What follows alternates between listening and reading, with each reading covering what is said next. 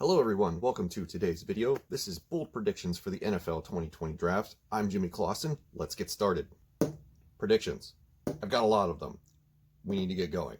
Okay, so green room risers. Well, that means if you've seen the drafts in the past with guys like Aaron Rodgers, Brady Quinn, who sit in the green room all day because they are sliding down the first round without getting picked. And these are a couple players that I've identified that are going to have similar experiences. So I am hyper aware that there is no actual green room this year. So if you're going to be one of those people down in the comments, but there's no green room this year, it's not a thing. It's a metaphor.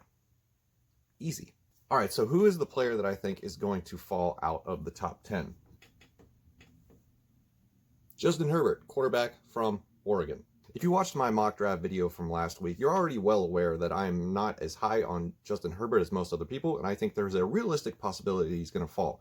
The couple strikes against him are 1, his accuracy, 2, his leadership, and 3, he's just too damn handsome.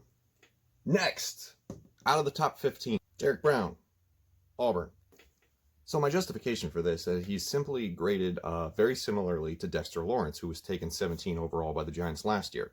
Now, in my mind, if you have a player that's similar to somebody that went outside of the top 15, somebody picking him on inside the top 15 is doing a little bit of what I would call, or anybody, a reach.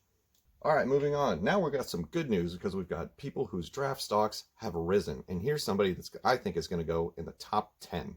CJ Henderson, corner from Florida. My gut instinct tells me he's going number 9 overall to Jaguars if the situation unfolds the way I think it will, because of his coverage ability. He's one of the better cover corners in this draft class, and he said it best. You don't sign corners to long extensions because they're good at tackling. It's because they're good at coverage, and that's what he does well. Next draft day riser, going in the top 20. Denzel Mims, wide receiver Baylor. This has to do with hype, combine, Senior Bowl. Those things have been very good to players in the past that has caused their draft stock to go up. And in this situation, it's going to be similar. Denzel Mims will probably be one of the top wide receivers off the board, maybe even the 3rd or the 4th. All right, now we're moving on to a section where I'm going to identify teams that are going to trade up or trade down. Team number 1 trading up, the Atlanta Falcons. The Falcons are trading up mostly because I think that they have identified that their biggest weakness is corner, or they're going to get lucky and have somebody like Derek Brown fall out of the top 10, move up a couple spots, pair him with Grady Jarrett, and solidify that interior defensive line. The second team that I think is likely to trade up as a bold prediction, New England Patriots. You're telling me that if Justin Herbert is sliding down the board that Bill Belichick is not going to pick up the phone and make a phone call? Absolutely, he will. Next, the teams that are trading down. I'm about to make a couple franchises very sad. Oh, wait, hold on a second. Wait. I'm getting breaking news. Yes, Jim, hello, this is Ryan Longwell, your field reporter. I have just been informed that we have a situation brewing here at the draft board, and that is that there is a fire in the comment section, and mostly everybody else has clicked off the video due to your insane analysis. Wow, okay, thanks, I guess. Sorry, Browns fans, but I think it's going to be you. Look at it this way. The Cleveland Browns have identified that their big time need is going to be offensive tackle, and I have a surprise later on in the video that I think that they're going to target, and I'll tell you about that in a few minutes. The Washington Redskins. You can't have a bold predictions video without predicting that somebody is boldly going to do something incredibly stupid. And the most incredibly stupid person that I could think of that would do something so incredibly stupid that we would call him incredibly stupid is none other than Redskins owner Dan Snyder, sitting at the perfect position to get one of the best edge rushers that we have seen in years. He is going to do something incredibly stupid and trade out of that spot and potentially lose the right to draft him. Okay, now we're going to move on to something that I like to call big-time surprises, and I'm going to rank a few players in certain positions where I think that they're going to come off the board. Starting with the overall surprise pick of the draft. The first-round draft pick that I think nobody sees coming right now is going to be Robert Hunt, the interior offensive lineman from Louisiana. And my reasoning behind this is that I think Robert Hunt is going to be this year's Tytus Howard. He's met with a ton of teams, almost half the teams in the league right now, and it's a similar occurrence from what I noticed last year with Tytus Howard having met with a lot of teams prior to the draft who ended up going first round to the Texans. So I think what we're looking at here is a situation where Robert Hunt sneaks into the first round. Who do I think might be the third wide receiver to come off the board? Denzel Mims, wide receiver, Baylor. So we've already talked about Denzel Mims being in the top 20. Here you go.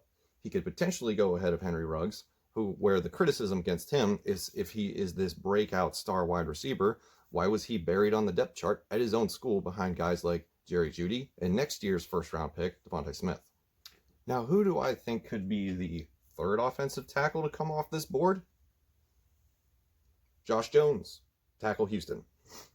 So my reasoning for Josh Jones to be the third offensive tackle off the board is a little bit more analytical, and I have some stats right here to share with you for that.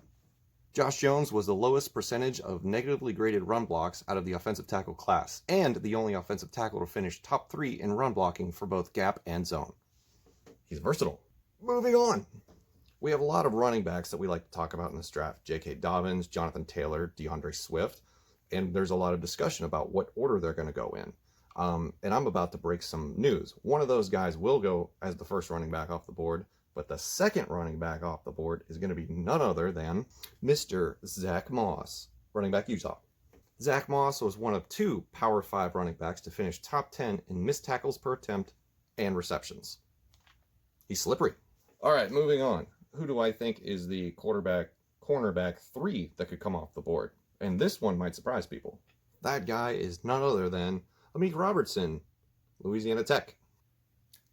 Amik Robertson received the highest Pro Football Focus grade in single coverage, 92.7, and in the slot, 93.6.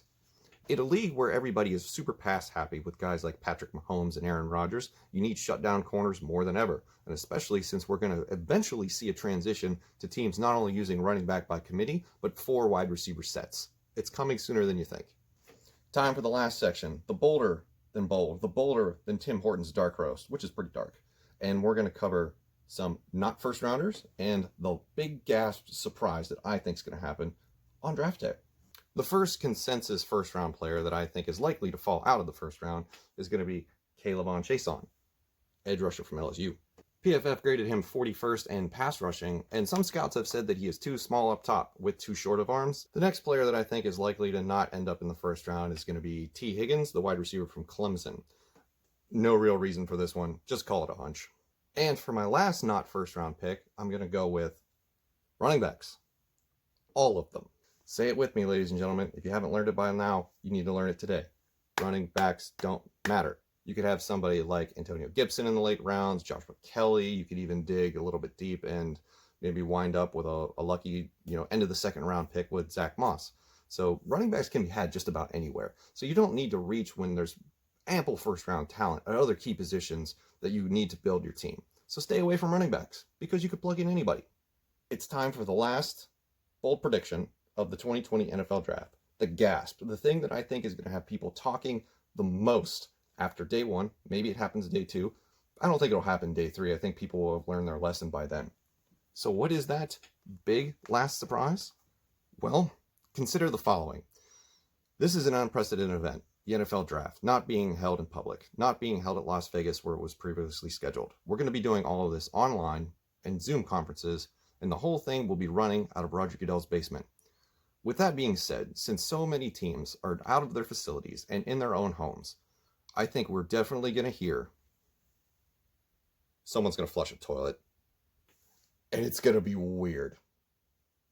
All right, ladies and gentlemen, thank you for joining me on this long journey of NFL Draft 2020 bold predictions. Let me know in the comments what you thought of this, and you're probably going to disagree with most of it, which is fine. That's the reason they're bold. These things shouldn't happen, but I'm predicting that maybe they will. All right, I will see you in the next one.